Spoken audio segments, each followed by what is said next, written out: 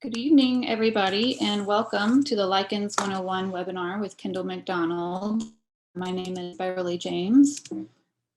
I am the Preserve Director here at Flora Cliff Nature Sanctuary, and we are hosting this series of webinars. This is our 7th and final webinar for 2020. We do plan on having some other webinars, and through the winter, we have some scheduled for January, March, and April of next year, so encourage you all to be on the lookout for those. For those of you that have not been to Flora Cliff before, just going to start with a brief introduction of where we are and what we do. Flora Cliff is a 346-acre nonprofit nature sanctuary and state nature preserve in Fayette County, just south of Lexington, Kentucky. We are in the Kentucky River Palisades region, and Elk Lick Creek is the main tributary that runs through Flora Cliff, which is the creek that you see in the background here. We were founded by Dr. Mary Wharton, who is a botanist, author, and professor at Georgetown College. She started purchasing Flora Cliff in the late 50s, and it took her 30 years to acquire 287 acres. And a few years before she passed away, she set up the nonprofit, and she specified that Flora Cliff be open for guided hike only, with an emphasis on education and research, and be used for inspiration and recreation only when keeping the area unspoiled. So her wishes guide everything that we do today. We focus on protecting, restoring, and sharing nature in the bluegrass. With protecting nature, the land that Mary Wharton acquired is now a dedicated state nature preserve. So it's been a state nature preserve since 1996, and that's the highest level of land protection in Kentucky. We also acquired another tract, a 59-acre tract in 2017 called the Trails End Tract, and that is protected through a conservation easement with the Kentucky Heritage Land Conservation Fund. In addition to protecting the land, we feel that it's important to know what we're protecting. So we work with researchers in the region, and we also do a lot of community science to understand the ecology and the biodiversity that's at Flora Cliff. So we do a lot of surveys to know the plants and the wildlife and the fungi and of course the lichens that are at Flora Cliff. And we have a stewardship director, Josie Miller, who's assisting in the background tonight. So she leads all of our restoration work at Flora Cliff. We've been managing invasives since 2000 to make the forest and the habitats there as healthy as they can be. So we have a lot of invasives like bush honeysuckle and garlic mustard and emerald ash borer that we're currently managing at the moment. And we have a team of volunteers that help us with that work. With sharing the sanctuary, in a typical year, we have about 1,200 visitors who attend a variety of guided hikes and workshops and programs. This year, we had to close down a little bit, and the webinars are new for us, but we've had hundreds of people attending our webinars this year, and we thank all of you for attending tonight for making this a successful series for us. So this map just shows where we're located. So we're here between the Kentucky River and I-75, and the Palisades region is characterized by steep topography. So you see that there along the ravines of Elk Lick Creek, and then there along the river. And so that essentially protected the sanctuary from development, and also influences the types of habitats and plants and things that are found here at the sanctuary. You know, we do have a couple of facilities. We have a nature center and a lodge that we also use for programs. And some of the main features we have at Flora Cliff that people come to see, we have Elk Lake Falls here on the top left. This is a 61-foot waterfall. It's also a tufa formation. It's one of the largest tufa formations in the region, which is basically has formed like a stalactite or a stalagmite wood, except it's external. We have a pretty fantastic wildflower display in spring from late March through mid to late April. And we have some of the oldest known trees in Kentucky. We have 10 chinkapin oaks that date to the 1600s. This one here dates to 1611, and it's only 24 inches in diameter, but it's the oldest documented cross-dated tree in Kentucky. So for tonight's webinar, we do want you to know that we are using the Zoom webinar feature. So it's a little bit different than meetings. Only the speaker and the panelist have audio and video controls. So by default, we cannot see or hear the rest of you, the attendees. To ask a question, we ask that you use the Q&A feature found either at the top or bottom of your Zoom screen. Questions can be submitted at any time, and they will be answered at designated pauses during or after the presentation. There is a feature where we can allow you to speak if you would prefer to speak your question rather than type it in, but maybe just let us know through the Q&A feature that you would like to speak. We've practiced with that recently, so we think we can do that without any complications, and it won't turn on your video, it will just turn on your audio. For general comments, we ask that you use the chat feature, and we do want you to know that the webinar is being recorded, and a video link will be emailed to all participants next week. So for tonight's webinar, we have Lichens 101 with Kendall McDonald, and we first met Kendall back in 2017 when we were attending a lichen workshop offered by Dr. Alan Risk at Morehead State University, and Kendall was a student of his and a teaching assistant. And since then, she has helped with lichen surveys at Flora Cliff. She also led a hike for us last winter, the Winter Greens hike, which featured lichens and mosses and ferns that can be viewed and appreciated during the winter time. And Kendall's a very passionate teacher. She's also, of course, a botanist with the Office of Kentucky Nature Preserve. So we're thrilled to have her here tonight to share her passion and knowledge about lichens. So Kendall, I'll turn it over to you so you can start screen sharing. Okay, hi everyone. Give me a second to take over the controls here.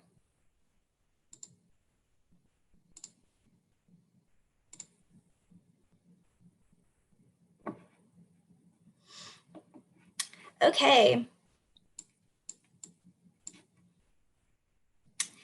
So, like she said, I'm Kendall McDonald. I'm with the Office of Kentucky Nature Preserves. And today we're going to talk about the basics of lichens, Lichen 101.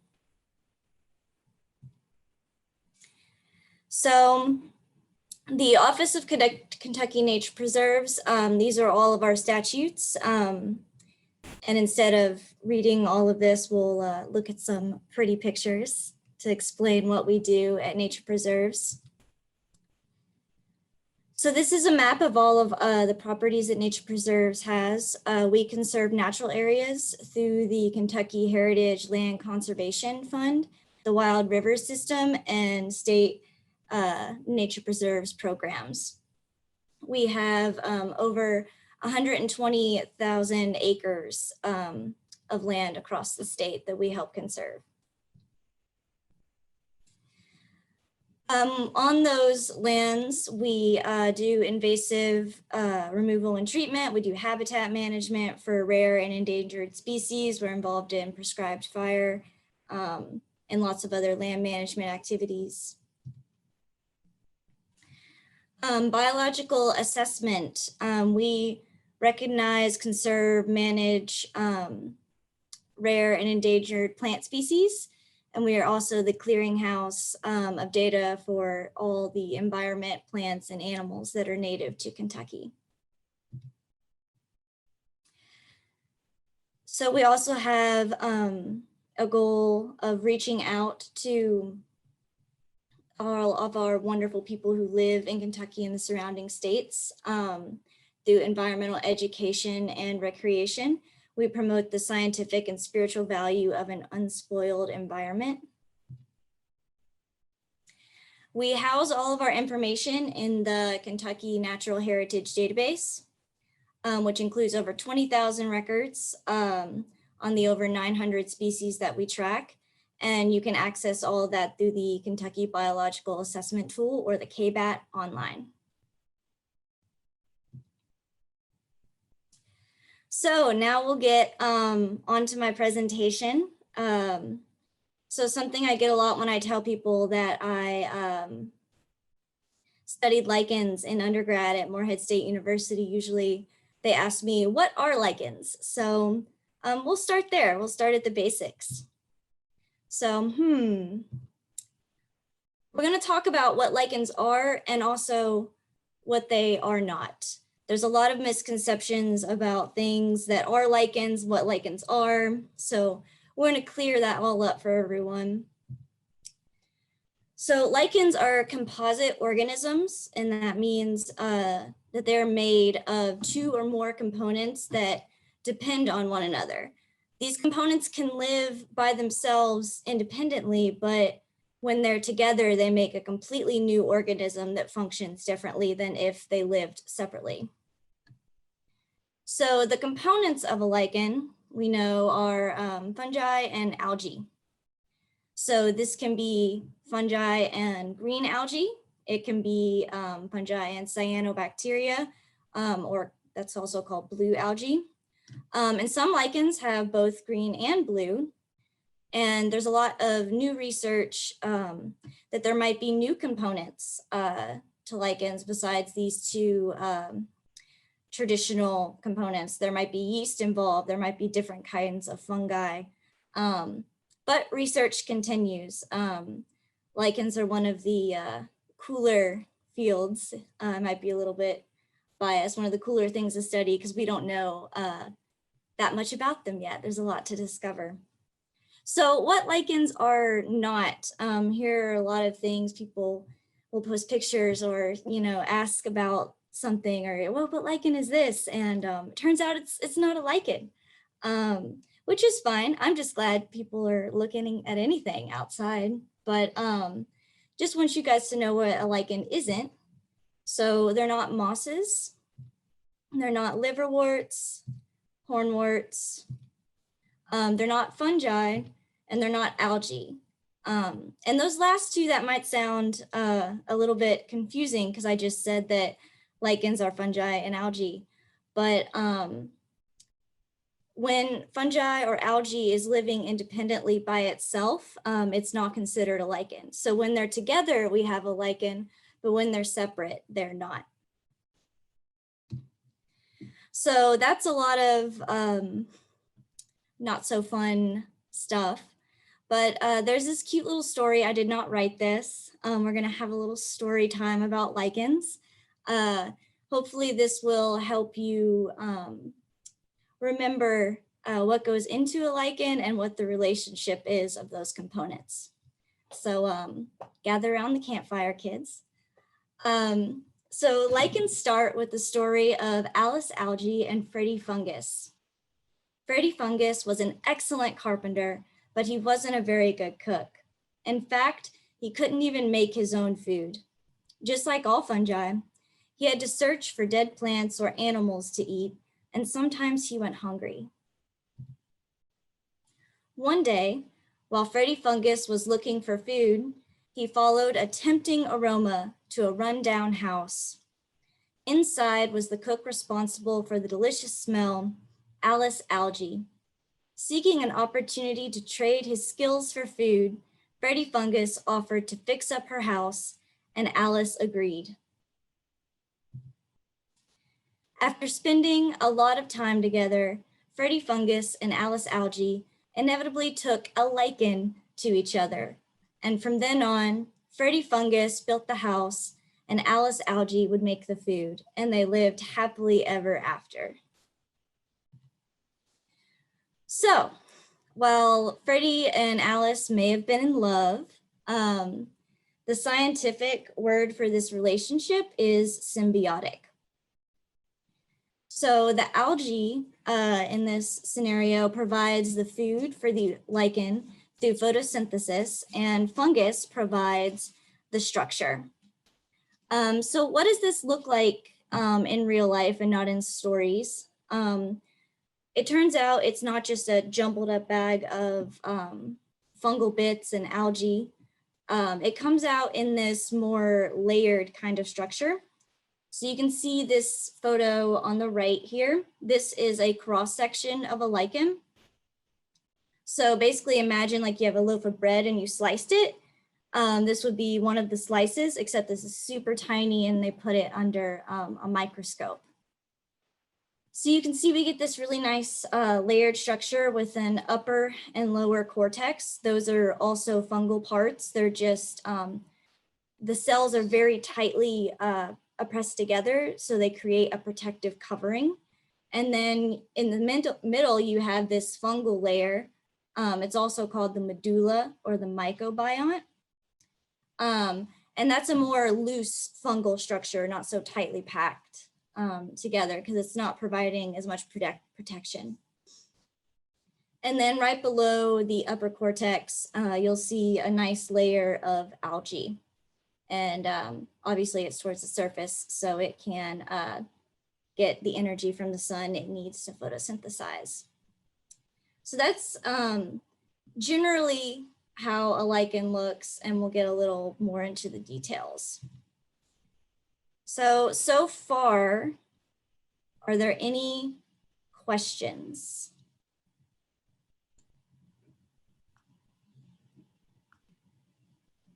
I haven't seen any come in yet. Does anyone want to put a question in the box? We'll answer 2 or 3 here. So Story says yes. So I think a question is coming. Okay. And Story, let us know if you want to say your question out loud.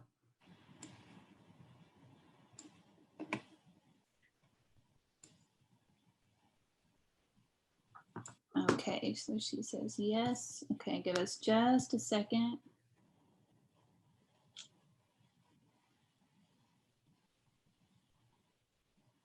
Oh, there you are, allowed to talk. Okay, so Story, I think you can be on at any minute. Can you guys hear me? Yes.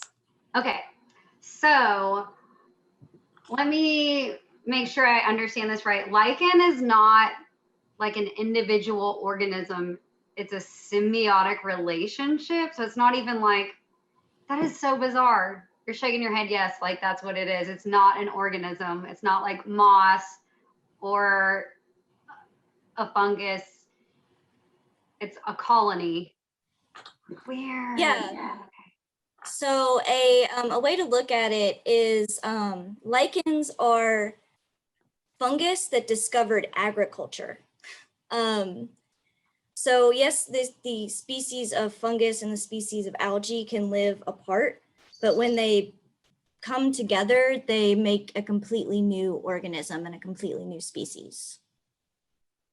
Okay. I think I got it. Thank you. Yay. Anyone else? You can also raise your hand if you want to ask a question out loud.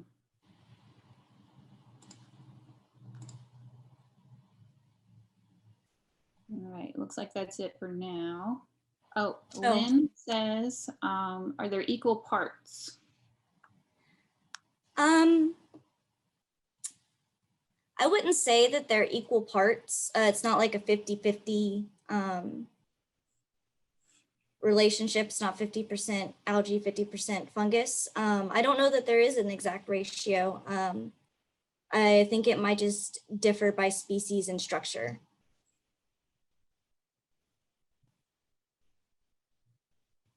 All right, that looks like that's it for now. Okay, we'll go on to the next section. Good questions. Okay. So now we're going to talk about lichen growth forms and coloration. So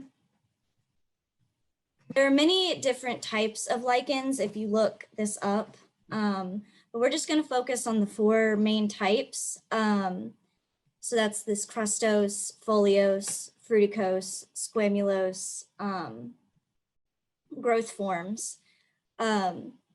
So I kind of made these little drawings, little diagrams to help you guys see the layers, because really with lichens, they're so small and they operate on such a small scale that you have to really look at the microscopic level to define the different growth forms. So you're going to see these diagrams more. They're not to scale or anything. They're just to help facilitate understanding. But throughout the whole thing, orange is going to represent our cortex, which is the fungal element for protection, tightly packed cells. Green is going to represent our algae layer. This tan is going to represent our fungal layer. And this gray is going to represent our substrate, or just the material the lichen is growing on.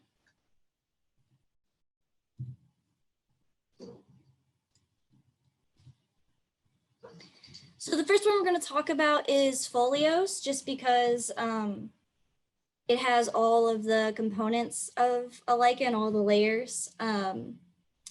So all of these photos are various kinds of foliose lichens. And if you look at the little diagram I made up in the upper right corner, you can see that we have an upper and a lower cortex that's defined.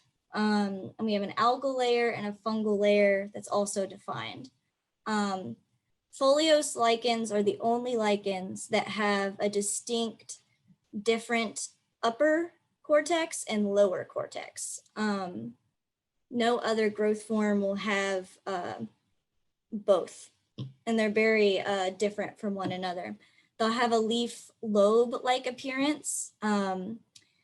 These lichens can be so small that they're smaller than a dime, and I've seen them be larger than dinner plates in places like the mountains. Besides getting microscopic, another way to easily ID these is, can you easily separate it from what it's growing on? So if you could just take a knife or a chisel or something and prop it right off of its substrate, it's probably a foliose lichen. The next growth form we're going to talk about is crustose. So again, these are all pictures of different types of crustose lichens.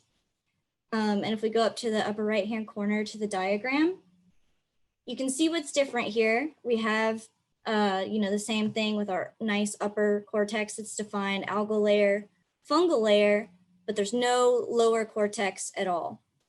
And that's because with a crustose lichen, it actually lives within the substrate that it grows on. So I think studies, it's gone up to 16 millimeters into its substrate the lichen can grow. So that's over a centimeter. So no distinct lower surface. It may have a painted on appearance if you're just looking at it with the naked eye, and you cannot separate it from what it's growing on. If you wanted to collect one of these lichens, you'd have to take a big chunk of whatever it was growing on to get all of it. Now we're going to talk about fruticose. These are big, showy lichens. A lot of people recognize these. They can be erect, pendant, shrubby.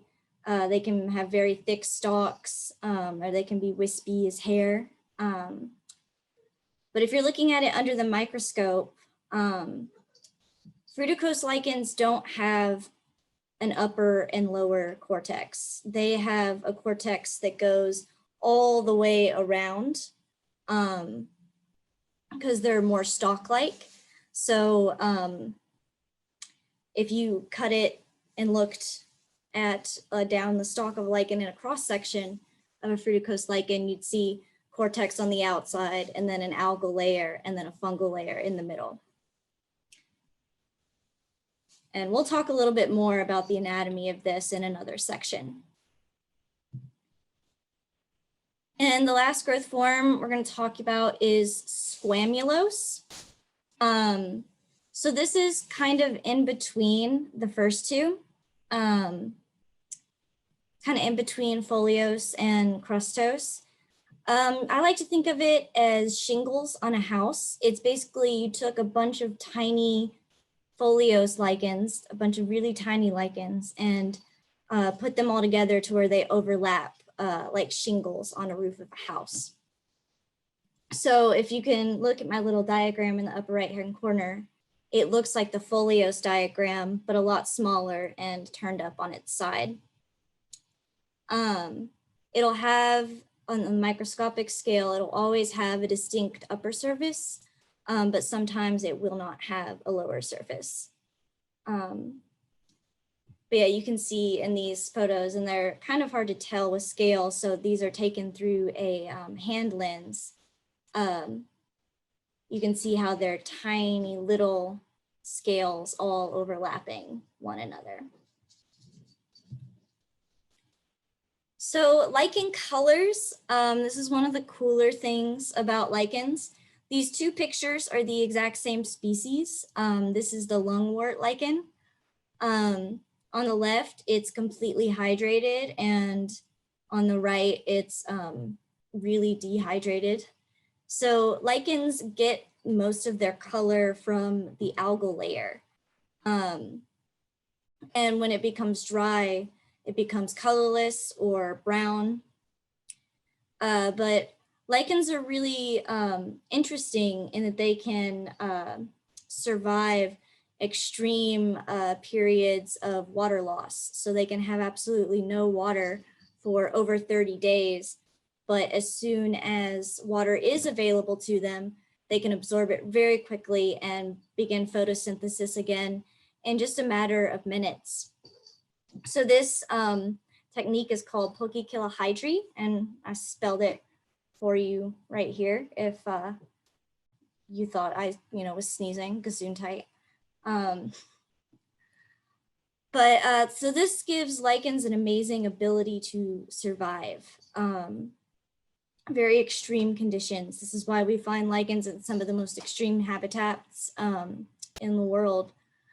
But just to give you an example of what they can handle, in 2005, the European Space Agency actually sent some lichen specimens up into space, and they exposed them to the temperature fluctuations and cosmic radiation of the space environment for 15 days.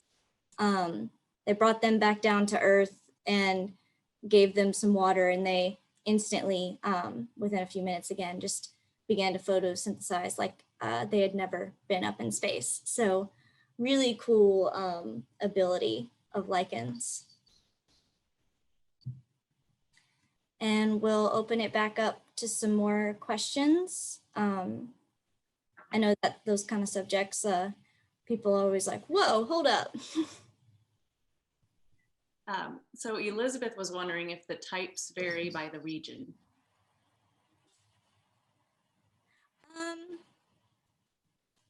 Hold on just a moment to get this all set up. So I wouldn't say that the types of the growth forms of lichens vary by region. I would say that fruticose and foliose lichens, so our leafy lobe-like lichens and our ones with little stalks or can be wispy or hairy, they are more abundant in places that are more diverse in plants, have higher quality air, cleaner water. And then crustose lichens and squamulose lichens are a bit hardier and can survive in more abundance, being like really harsh environments or polluted environments. So I don't really think it's by region, but maybe just by other environmental factors. And is there a type, I'm looking at the questions. Elizabeth asked if there is a type that I see more in Kentucky. No, not really. Well, I guess there is a lot more diversity in the crust species. So maybe I could say that there's more crusts in Kentucky. I can't say that definitely though. We're still exploring Kentucky flora, but that's what I'm going to say for now. And then Kathy's got a question in the chat. It's two parts. The first part is how do they reproduce? And the second part is which type happens because of the algae and fungi present? I'm not quite exactly sure. So the reproduction question I'm going to put off because we're going to go over, we're going to have a reproduction section later in the talk. So I think you're asking what determines the structure I think if I understand correctly, so the fungal component would determine the physical look of the lichen besides the color. The color would probably be more determined by the algal component. Okay, and then there's one more question here from Jenny. Spanish moss, an example of fruticose, or is it actually a moss?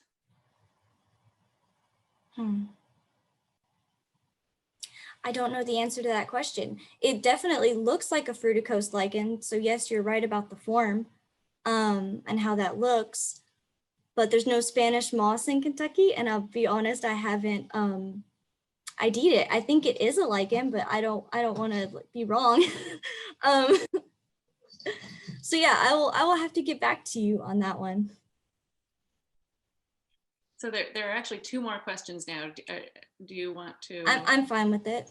Okay, so from Faith, do you see a particular type more often in the city? And could I find any or some types in my backyard maybe? Yeah, I definitely, there's tons of crustose lichens in cities. Look on sidewalks, on buildings that have been there for a long time, metal, glass, plastic in cities. Lichens can grow on anything. I'll talk about those substrates later in the talk. But you can find lichens anywhere. I see lichens any and everywhere I go. So later in the talk, I'm going to talk about the different places that lichens grow and the substrates that they grow on. So hopefully that will answer your question better when we go to that part of the talk. And then Elizabeth has another question about the air and water quality for lichens in Kentucky. How is it? I would say that it varies by region. There's so many factors that go into it, but some of the more diverse hotspots are those places that are conserved and protected from disturbance. So LBL, Land Between the Lakes, Mammoth Cave National Park, Cumberland Gap, the Pine Mountain area. So I'd say there's no universal answer across Kentucky, but there are certain regions where things are a little more high quality on the natural environment side.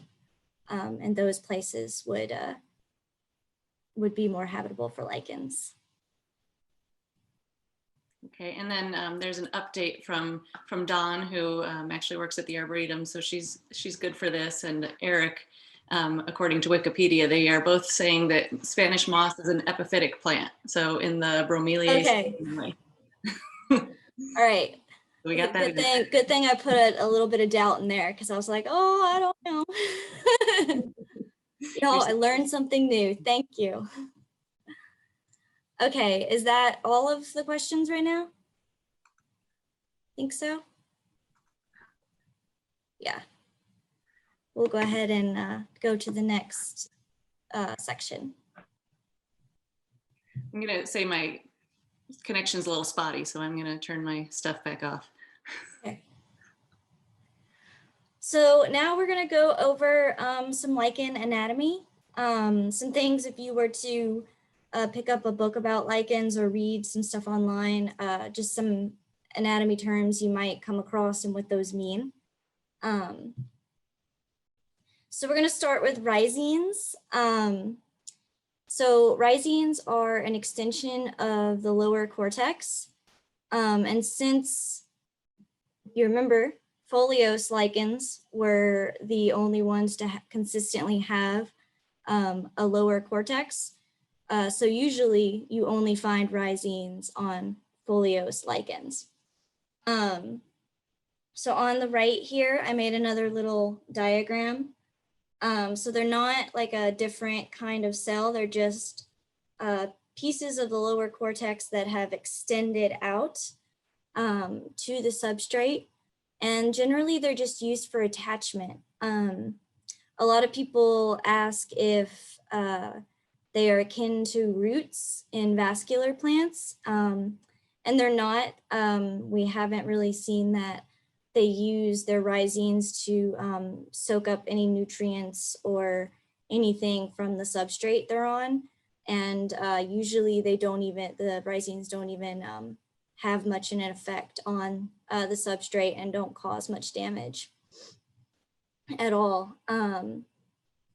So rhizines, there are many different kinds. I drew these little examples for you guys of just some of the kinds you might see. In this photo, we have simple rhizines. This is a really big lichen, so this is one you can see the rhizines with the naked eye. So all right here, all on the underneath. This is a dogtooth lichen. So those are simple rhizines. They can be dichotomously branching, which just means they branch off in twos every time. They can be randomly branching, and they can be squarose, which is where you'd have one main axis of rhizine with little filaments coming off at almost 90-degree angles. There are some other kinds, but these are the main ones that you'll see. So rhizines can be used to ID species, their presence, their absence. Are they all distributed evenly over the lower surface, or do they only occur in a certain area of the lichen? Are they dense? Are they sparse? So just one of those things you'll become familiar with as you start looking at lichens. Another thing you might see while looking at lichens is a powdery covering on the surface. This is called pruina. So this photo on the left was taken underneath a dissecting microscope, so you guys could really see what it looks like. So these are basically crystals, crystalline deposits, or dead fungal cells on some lichens that are just deposited on the upper surface. So on my little diagram here, they're not connected to the upper cortex. They just sit on top, the little blue powdery bits. A purina can look white like it does in the photograph here. They can be gray, blue, yellow, orange, different other kinds of pigment, but most of the time they're white. And usually there's some kind of deposit like calcium oxalate or some secondary lichen metabolite that just gets excreted out. So usually the presence and absence of and the location of pruina are used to help ID lichens. So the next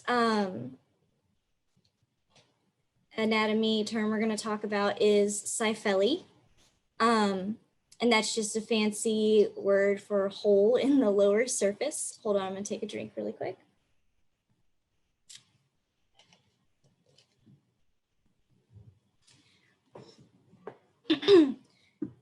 But it's not just a hole in the lower surface. If you look at my little diagram on the right here, it's a hole in the lower cortex, but it also has a lining of specialized cells. So when you look at these in the naked eye or under a microscope, they're very large craters. You can tell there's definitely a pit or a hole. They have a lining that's usually white, and the base of it is usually white or whatever color the fungal layer is. You usually only see these in moon crater lichens. And yeah, I don't think you'd see them in any other species. And those are rare lichens that only occur in the Pine Mountain area in Kentucky and maybe some older, more high quality forests and protected lands. But we talk about cyphelly to talk about the evil twin sister, but not really. The pseudocyphelly, the one disguised as a hole. So this is just a break in the upper cortex. There's no special lining of cells. It's basically the upper layer and the algal layer just had a break. And the fungus just kind of popped through. So it's not a true hole. There's no specialized cells on the side. But they can be white like this. They can be different shapes. They can be dense, they can be sparse. They can be all different colors.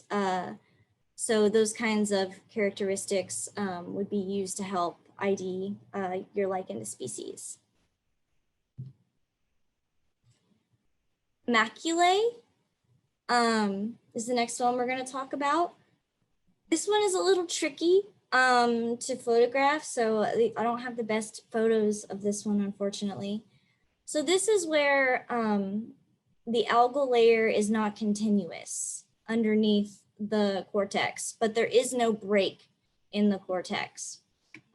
So if you can see right here by these red arrows, there are these white sections in the lichen, and there's nothing wrong with the lichen. There's no break there.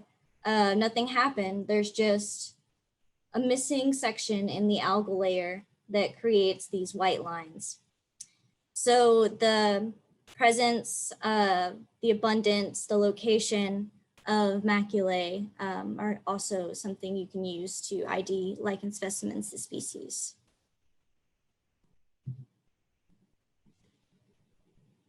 So Pedicia and squamules, these are unique to fruticose lichens.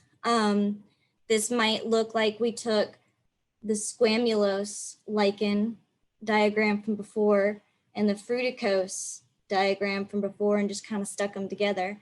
It's definitely what we did. So what I showed you before was just a simplified version of this. This is the bigger picture, the true picture. So this stalk that we see here is called the pedicium. We can just call it pedicia since we're talking about multiple. And it is a extension of the sexual structure. And I think our next section is sexual structure. So I'll go over the sexual structure in a minute. And then the squamules exist at the base of the pedicia. So some fruticose lichens almost have two different parts and components, but it's all still the same lichen. Part of it is just vegetative and part of it is reproductive. And so we'll open that up for questions now. There are two questions here. Jennifer is asking, how many species of lichens are there?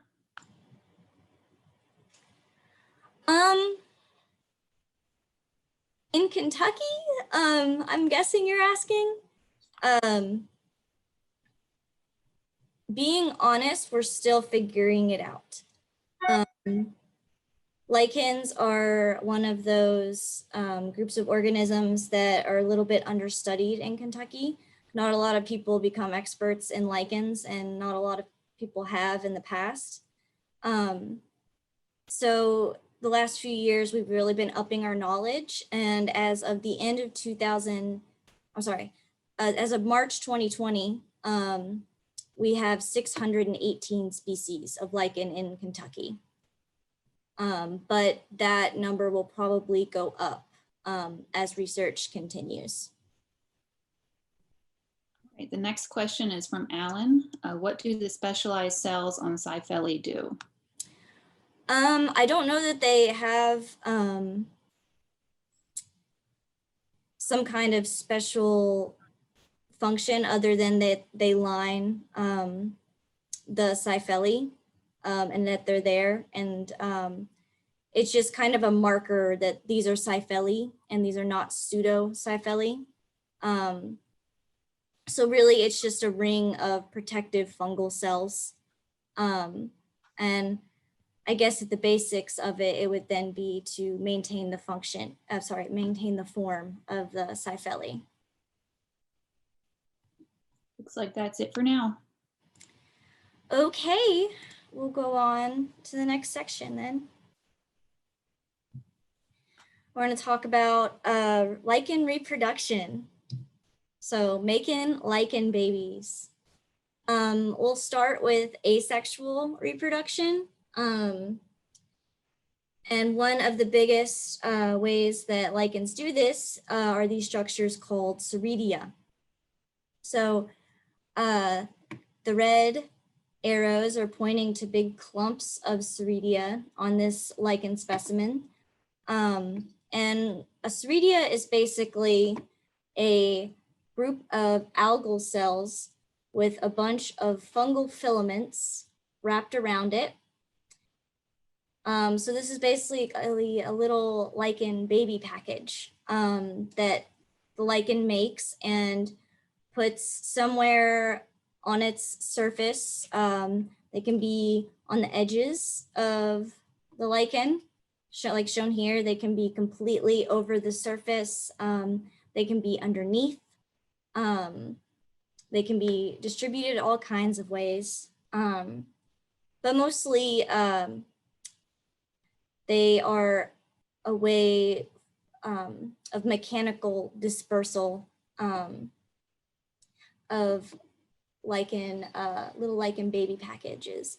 So I'm gonna show you guys exactly how this would kind of work. So mainly for ceridia, it's theorized that they are wind dispersed. Since they are so light, they can be as fine as flour. So here's our parent lichen with all of its ceridia, with all of these little ceridia exposed to the elements. And hopefully a good gust of wind comes by and carries some of our ceridia to a new substrate. And hopefully the conditions are good on this new substrate and this little ceridia can tuck in, and over time it can create a new lichen growth. So there's debate as to whether to call this new lichen growth a new individual lichen or a clone of the parent. It's a little bit hard to tell, and it gets even more complicated a little bit later. So we'll go over that in a minute. Another form of lichen asexual reproduction, lichens use these structures called isidia. And so I'm pointing to them with these red arrows here. So just like the ceridia, they're algal cells wrapped in fungal filaments. But the difference here, they have a cortex covering. So just to remind you, the cortex is fungal cells that are tightly packed together for protection. So isidia can look like they do in the photo here, where they're all simple and just sticking straight out from the lichen surface, or they can be a little bit like my diagram here, where they're very branched. And so these are distributed mechanically also through wind, animals walking over them, splashing raindrops. So to just show you a little bit of what that looks like. I use the snail as our lichen distributor here because there's a really cool paper for all you science nerds out there about how snails and slugs are responsible for a lot of the vertical distribution of lichens on trees. So I asked our zoologist, Shelby Fulton, for a picture of a beautiful Kentucky snail to distribute our isidia for us. So this photo is from Shelby. I didn't get the species of snail, I'm sorry. But so our snail would walk over our lichen, probably have a little snack of it, and our Ascidia would break off and stick to the snail. The snail would go about its business, sliding down the tree to a new location, and that Ascidia would fall off of the snail. And over time, hopefully if conditions are good and it can tuck in there well, there will be new lichen growth on that substrate. And again, is this a new individual? Is this a clone? It gets kind of confusing. So how it gets confusing. Sexual reproduction. So apothecia are our means of sexual reproduction. There are different types of apothecia. I'm going to go over that in the following slides. So we talked how there's a fungal and algal component to lichens. Only the fungal portion reproduces sexually. And it does that by producing spores that are formed by meiosis and fusion of gametes. So within a lichen apothecia, you would see these ascospores, which are basically little containers for our fungal spores. So if you want to see what that looks like, they're so tiny. This is a photo I took on my microscope at max magnification. And this little red circle here is one ascospore. So basically this is if you took the apothecia and we're looking at just this top section right here. So obviously my drawing is not to scale, but there's a bunch of these ascospores in an apothecia, and then all the fungal spores are in there waiting to be ejected. So how do they disperse their spores? I have another little diagram here. So within the apothecia and the ascospores, pressure will build up, and eventually the pressure becomes too much and the fungal spores will be ejected from the apothecia. So once ejected, these fungal spores have two targets they can go to and successfully create new lichen growth. They can land on a suitable species of free living algae. So they could land here and begin to form a lichen, or they can land on an established lichen and take over the algal component, and therefore take over and create a new lichen growth, kind of like being a parasite almost. So this is where it gets really interesting when there's an established lichen and a new fungal spore comes in and takes over the algal portion and starts to create its own individual.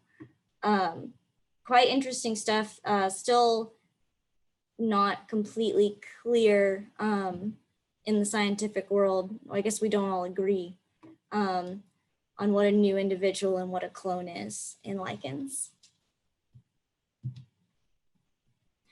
So I'm going to show you what some of these apothecia look like, these sexual structures. The most common I see are these disc apothecia. So this diagram up in the right-hand corner would be if you were looking at an apothecia from above. So the margin of the apothecia, which you can see in the photographs as well, that is cortex. So just our upper cortex, like before, so our tightly packed fungal cells. And the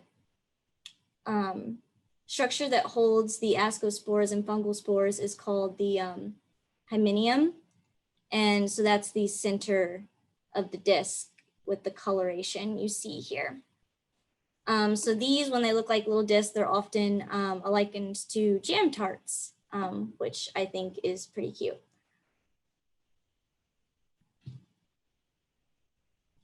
So back to the this slide again, just to remind you, we talked about the pedicia and the squamules.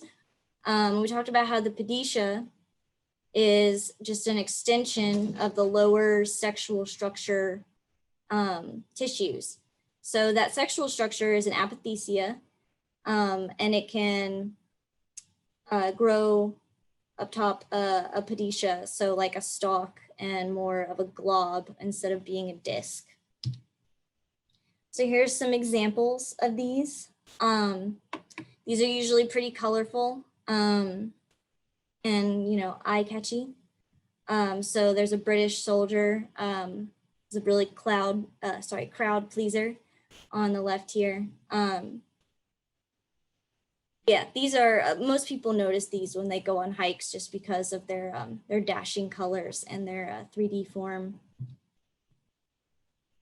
The next sexual structure we're going to talk about is parathecia. So these are basically apothecia in hiding. They're an apothecia that hides underneath the surface. And so all you can see, and you can see with these red arrows, all these dots are just the top hole of the apothecia where the fungal spores would come out. So yeah, these occur in all kinds of lichens, and sometimes if you look, this is the surface of a rock, the lower right-hand photo. You'll see all these little holes in the limestone here, and that is actually the empty ones, or where there used to be parathecia, and they reproduced and then died off. And when they died off, they just fell out of the rock and actually left a little pit there. So I've always found that really interesting about parathecia, is that they can eat into rock. Another type of apothecia that is pretty common are liraleli, which funny way of saying basically a stretched out apothecia. So I have two photos of them on the left here. They almost look like writing. They're often akin to like Arabic scripts. So if you looked at a normal disc apothecia from above, there's that little diagram from before. A liraleli is basically one that you took and stretched out. And they can be, really straight like this, or they can be very branched like you see here. And again, they're doing the same sexual reproduction function. And now we'll take some questions. I think we just had one. Oh, here's another one. So Eric was wondering about, can lichens be grown in a lab? As far as I know, no one has been successful in growing a lab lichen yet. I could be wrong. There could be some cutting edge stuff that I haven't seen yet, but as far as I know, there hasn't been much success in growing lichen in a lab. Okay, and then another from Mason. Is there a particular species or certain family of fungi that help make a lichen, and are the fungi saprobic?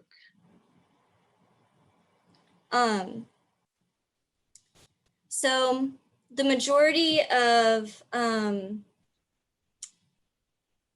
lichen fungi are in the Asciomycetes. I think I said that right. Or, and a few can be in the Basidiomycetes. My Latin is not that great, so sorry if I just butchered that. Oh, got more questions. Okay. Does the type, I'm grab some of these questions. Does the substrate affect the type of lichen that grows? To a degree. I'm not going to go too much into it right now because I'm going to cover that in another section in a little bit of length. So yes, but I'm going to wait on the rest of the answer.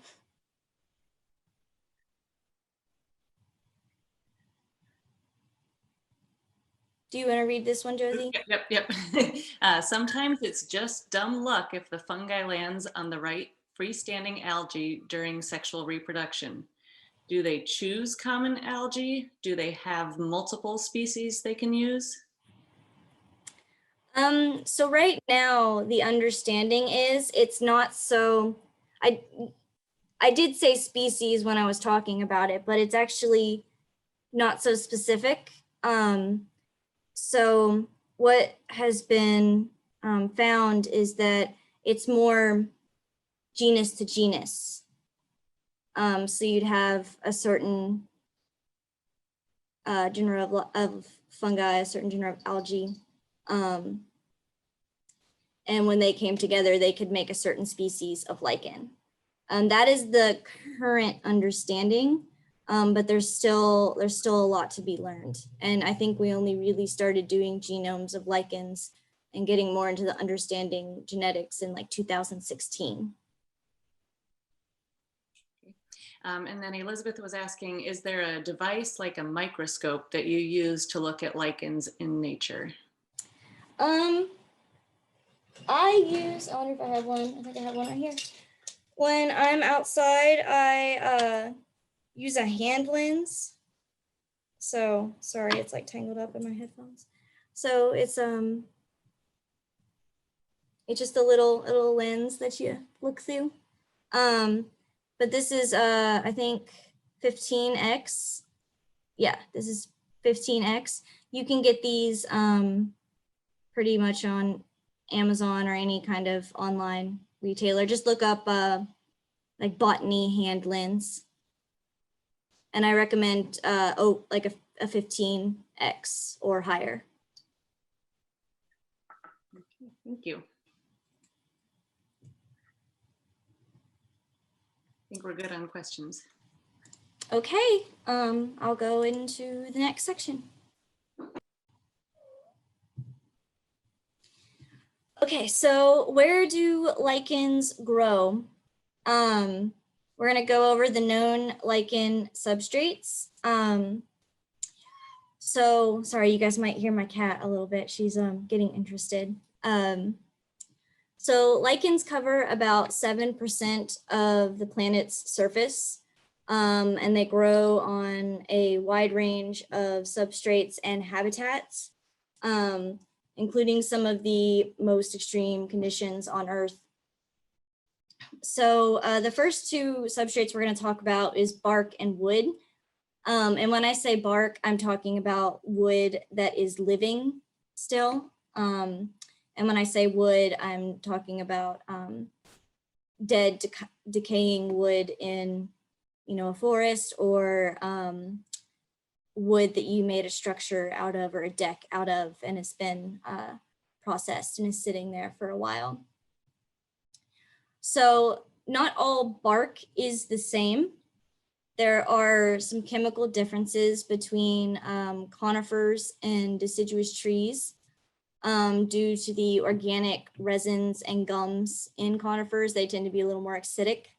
And then conifers usually are evergreen and have foliage all year round. So, that lichen might be protected more on a conifer from rainfall or wind, harsh weather. So some lichens are really specific to the kinds of trees that they grow on, or even like the genus of trees they grow on. And some lichens are generalists. So when it comes to wood, lichens that usually like to grow on bark or living trees usually do not grow on dead wood. If they do grow on both, they're usually just a generalist species that is just extremely hardy. But generally there's a pattern that if it grows on living wood, it does not grow on dead wood. Some other lichen substrates, moss and dead vegetation. So lichens can colonize those things, especially if, if it's a moss that's sickly or not doing so well. So you can see that in the center picture, and you can see on the left a lichen that has grown on some pine and cedar needles. And then lichens can actually grow on leaves, which is really, really interesting. It's a more abundant thing in tropics where the trees have leaves that stay all year long and are really hardy and have a really nice, thick, waxy covering. The only species of vascular plant that I know of in Kentucky that has lichens that grow on its leaves are the rhododendrons. So rhododendrons in Kentucky, once those leaves get 4 or 5 years old, you can sometimes find lichen growing on them. Doesn't hurt the leaves or anything, but it's just something really interesting that you wouldn't think about. So unfortunately, I didn't have any photos because it's pretty rare to find that lichens on rhodo leaves. So hopefully you guys don't mind too much. So rocks and soil. Most rock-dwelling lichens have evolved to really only inhabit like a certain kind of rock. So if it grows on sandstone, it grows on sandstone. If it grows on limestone, it grows on limestone. You really don't see many species that do both or do multiple kinds of rocks. And same thing with soils. You have all different kinds of soils.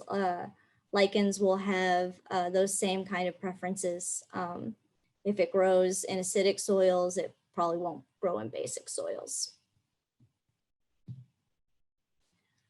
So human-made materials, lichens don't just stick to nature, they can really commandeer a lot of different materials. Something that's pretty interesting,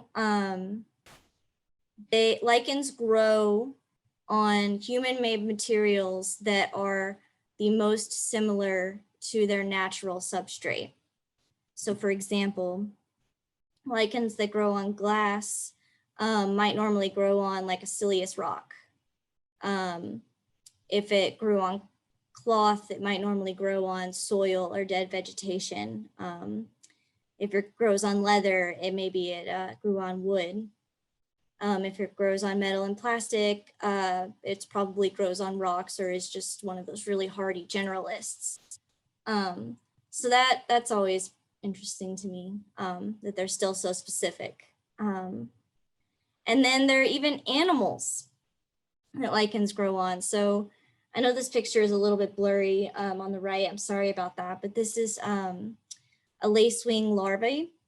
So they produce these sticky silks so that they can attach lichen bits to their backs and basically use that for camouflage. And while they kind of collect their lichen bits in New Guinea, there are weevils that have specialized texture on their back to promote lichen growth, and lichens actually do grow on these special textured spots on their backs. And again, they use those for camouflage.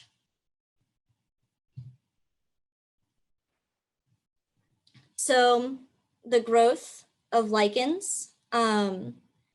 Lichens usually grow outward. with the new growth coming off of the outer edges of the lichen. So looking at this lichen, on the left here would be our new growth, and on the right here, this blank spot would be where there's already starting, some death is starting to occur. So this lichen probably started growing somewhere close to the bare spot on the right, and it's been growing outwards radially for years. Lichens grow very slowly. They're really regular in their growth rate, but it can be as slow as 0.5 millimeter a year. But some can grow up to 5 centimeters a year. It's just kind of dependent on the species and the environment in which that species is in. So how old are lichens? It's pretty cool. They could possibly be the world's oldest living organism. This species right here on the left is Rhizocarpon geographicum, or the map lichen. As far as I know, we don't have this one in Kentucky. I took this photo on Roan Mountain in North Carolina, but it's close by. It's in our neighboring states. But there was a specimen of this in the Arctic that they dated at 8,600 years old. So that would make it the world's oldest living organism. So the complicating part about it is, did it start as a new growth and just growing all that through time? Or was it a lichen and then fungal spores fell on it and then it started a new lichen? So that makes lichen aging a little bit confusing and difficult. And there's still a lot of debate as how to define lichen aging.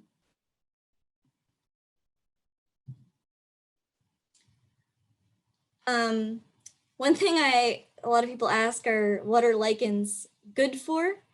For so many things. So I thought I would go through a few of them for you. The first one is soil formation. Lichens are really the colonizers of rock, and they can grow down 16 millimeters into that rock. And eventually over time, they will produce chemicals. The fungal bits will expand and contract and cause the rock to just slowly erode into soil. So they're a really big component in our soil formation, as well as soil stabilization. This photo in the middle is Diabeus basiomyces. And it is a really common lichen on sandstone soils that all this gray that you're seeing are fungal filaments that are going through the soil, and they actually go deep down into the soil and keep it stable, keep it from eroding. They hold moisture in the soil. The fungal filaments actually reflect the sunlight, so they keep the soil cooler and then help retain moisture that way. So they're doing a lot by just being in the soil some places.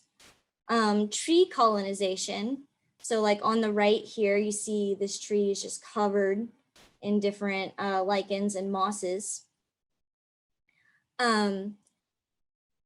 So when it rains, a lot of the times a tree can't retain those nutrients and water for an extended amount of time. It just kind of dries up off of the bark. It doesn't just flow down to the roots. It will evaporate. And lichens will hold on to that water. And there's actually research that in some forests, the delayed release of lichen water after a weather event actually helps maintain the humidity in some forests. So they're doing some really cool, interesting stuff there. They can also hold on to nutrients and then later leach them out down the tree into the roots. So they can do a lot for the trees that they grow on. Their role in the nitrogen cycle. Lichens with blue-green algae can take nitrogen from the air to use. Then when that lichen begins to die or decay, the nitrogen can leach out into the soil and then plants can use that. Lichens are food for a lot of animals. Reindeer, mule deer, white-tailed deer, mountain goats, flying squirrels, excuse me, voles, moose, mites, springtails, silverfish, slugs, snails, all kinds of things depend on lichens for food. Nesting materials. There's over 50 species of birds in North America that have been documented using lichens in their nesting materials. And then for camouflage, a lot of small insects use lichens for camouflage. We have that lacewing larvae in the middle here again that puts lichens on its back to help it blend in with the trees it inhabits. And then in the bottom right here, we have the English peppered moth using its dark coloration and spots to blend in with the lichens around it. So the status of lichens in Kentucky, this is of March of this year. Right now, or in March, as of March, we knew that there are 618 different species of lichen that are native to Kentucky. But like I said before, that's probably going to rise a little bit as research continues. The Office of Kentucky Nature Preserves has been working with Morehead State University since 2017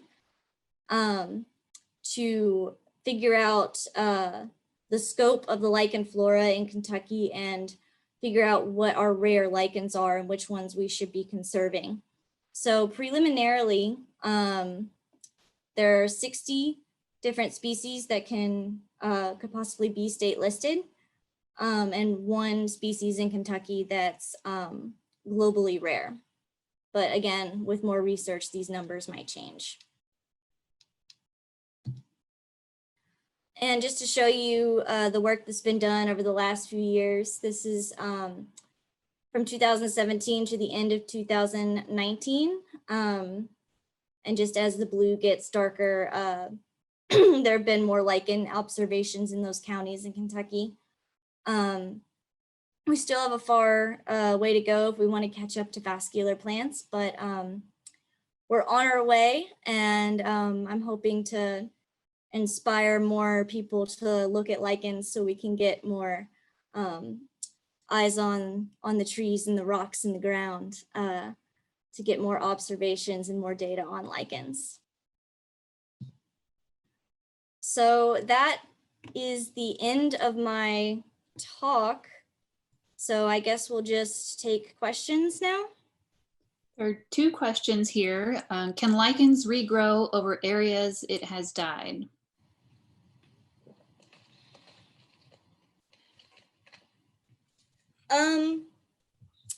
I'd say yes. It might not be the same individual, even though the same individual is kind of hard to define. But another lichen could definitely grow there. Right. Don wants to know about apps. Is there an app you would recommend to best ID lichens? No.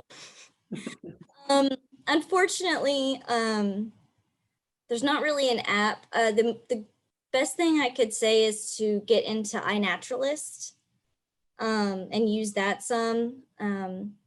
Lichens are a little bit behind in the technology, IDing technology stuff. So I can recommend a really good book, The Lichens of North America by Brodo. But I hope that someday that there will be a really cool app to help ID lichens. Lynn is asking, what is the impact of the yard care chemicals found in many Lexington yards?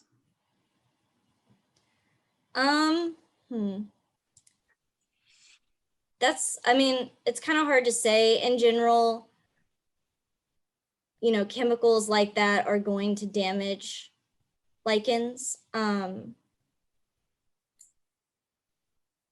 I don't, at the same time, lichens that are growing in cities are usually generalists. They're more hardy. You know, they can take harsher environments more, so maybe they're fine. I don't know. Someone should do a study on that. And you've answered part of this next question, but Faith asked, do you have any favorite lichen books or articles to recommend and field guides? So maybe elaborate on that. Yeah, The Lichens of North America by Brodo, like I said before. There is, I have a stack of books behind me. Another good one to start out, it's probably going to be backwards, but The Common Lichens of Northeastern North America is another good one. Besides that, I can't really think of too many articles. But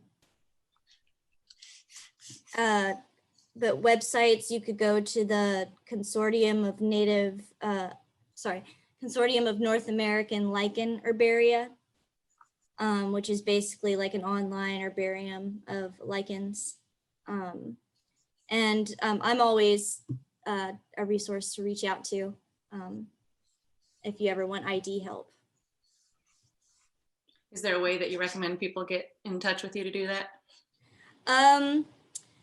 Yes, is there a way I could send my email or put it somewhere? I can just put it right down here in the chat and I think everybody can see it.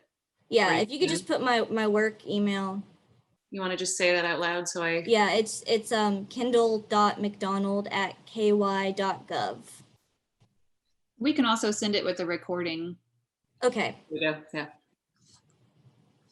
So Elizabeth is saying that she loved your talk. She was trying to interpret the map, and her question is, what do lichens look like in Eastern Kentucky? So Eastern Kentucky, especially when you get into the mountains, some are, you know, one of the biggest hotspots for lichens in the state. So, oh my goodness, they look all kinds of ways in Eastern Kentucky. I've seen lichens bigger than dinner plates. I've seen some of our rarest species in Eastern Kentucky. So I would say colorful and impressive and amazing is how they look in Eastern Kentucky. Right, so I have a question regarding lichens and iNaturalist. Are there people out there on iNaturalist that regularly ID lichens? And if you're posting pictures of lichens, what kind of pictures do you recommend that people post to iNaturalist? Yeah, I actually run a project in iNaturalist called the Lichens of Kentucky. So if you post a observation of a lichen in Kentucky, it's automatically going to go into my project. There's really only a couple people in Kentucky that are IDing lichens on iNat, but there are several hobbyists and naturalists from other states that are on iNaturalist. Did I answer all of the question? Well, the other part was as far as like photographs that people should Oh, post, yeah. should they be from different angles? Yeah, I would, you know, get a picture of the entire specimen and then lots of close-up photos. And just lichens are one of those groups that it's just kind of difficult to ID them sometimes, unfortunately. And sometimes all the photographs in the world can't help you get an ID because you would need to put it underneath a microscope or do chemical tests on it to confirm a species. But usually through photos, I can at least get you to a genus. What was the group again that you, on iNaturalist, what's the name of the project you? It's just Lichens of Kentucky. And Alan is asking, where would you go for lichen looking near Louisville? Trying to think, maybe Bernheim. Otter Creek Park's not that close. But yeah, anywhere that there's a nice stand of forest or places with rock outcrops. Once you start looking for lichens, they're everywhere. So it'd be kind of hard for you to find a place where there wasn't any lichens. So yeah, I'd say just start looking. Natural areas are the place to start.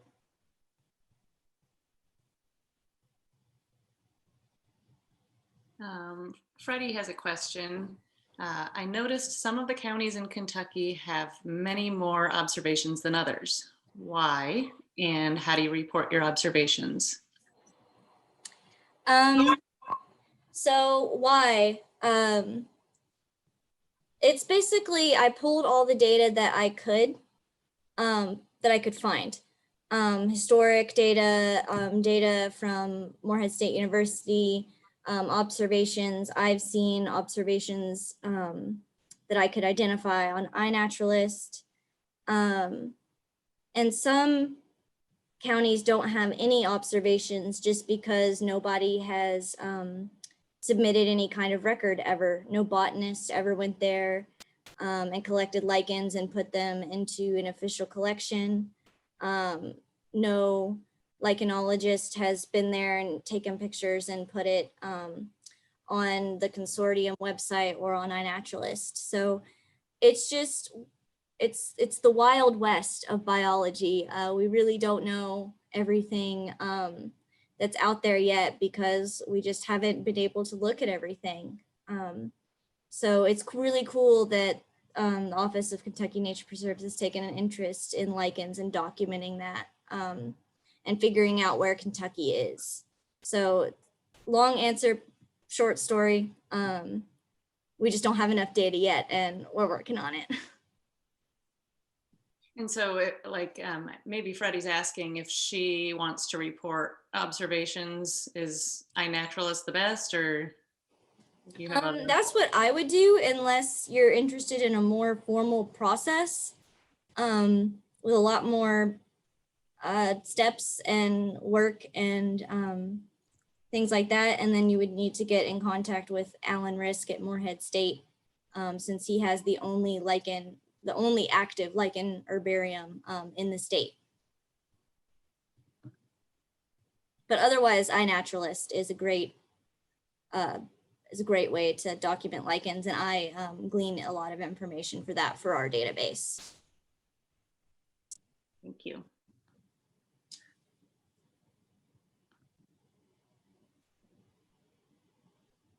All right. Okay. Oops. Did you see another one there, Beverly? I'm seeing something in chat.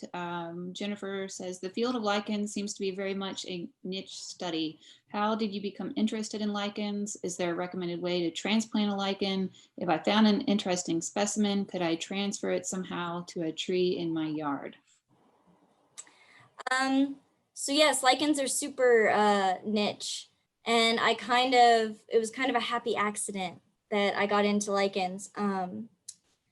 because of scheduling issues, my professor had to put our local flora class in the spring instead of the fall. So that meant that the first few months of class, there were no plants with leaves really for us to go out and look at. So he had to get creative. And he was into lichens and mosses. So he just ended up using lichens and mosses to cover those winter months. And I just kind of fell in love with it. So that's how I got started in it. There's so many parts to this question. What was the second part? Let's see. Is there a recommended way to transplant a lichen? Ooh, that's hard. I don't know that once you remove a lichen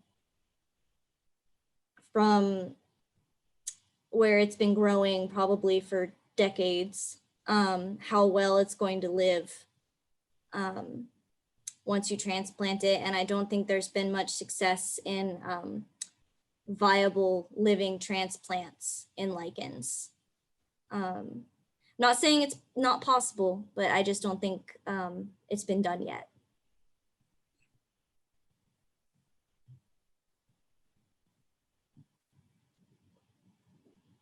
I don't see any other questions. Elizabeth had a couple follow-ups, but I think they probably got answered. I hope so. Got some nice comments coming in too from Caroline and Abbott, or I'm sorry, Caroline and Alan. Great job, Kendall. Thanks for presenting. This was great. Thanks. This was awesome. I love to share the lichen love with everyone. And I hope I've sparked some interest in a couple of people. All right, thank you all for coming. We can hang out for maybe another couple of minutes in case there are any other questions that arise. We really appreciate you all joining us tonight. Yeah, thanks guys. Thank you, Kendall. It was great. We'll figure out how to save the chat this time because it. So from Elizabeth, I still wasn't quite sure if we got to the whole question. She typed in, where did this go? I typed every option did not work. Please share link. Not sure which one that was referring to. Okay. Maybe the project and iNaturalist, or you might have to elaborate for us, Elizabeth, or maybe send us an email. Yeah. I'll share with you. Oh. There is another question from Jenny, and she's asking to speak. So I'm going to do that, and while we wait for Elizabeth to chime in. All right, can y'all hear me? Yes. Mm-hmm. Thank you. Great presentation, Kendall. Thank you. Yeah. My question was if cyanobacteria symbionts kind of act the same way as the green algae symbionts, or are they mainly aquatic? They act very similar to the green algae. The only real difference is, of course, they're a different species, but they can fix nitrogen. The blue-green algae can, and green algae can't. So. And do you ever see terrestrial lichens composed of? Oh yes, yeah, all the time. Okay. Very cool. Yeah, it's definitely not just an aquatic thing, and most lichens actually can't handle being underwater or super wet for super long because the fungal elements in them will break down. Oh, okay. That's very interesting. Cool. Thank you. Yeah, no problem. Good question.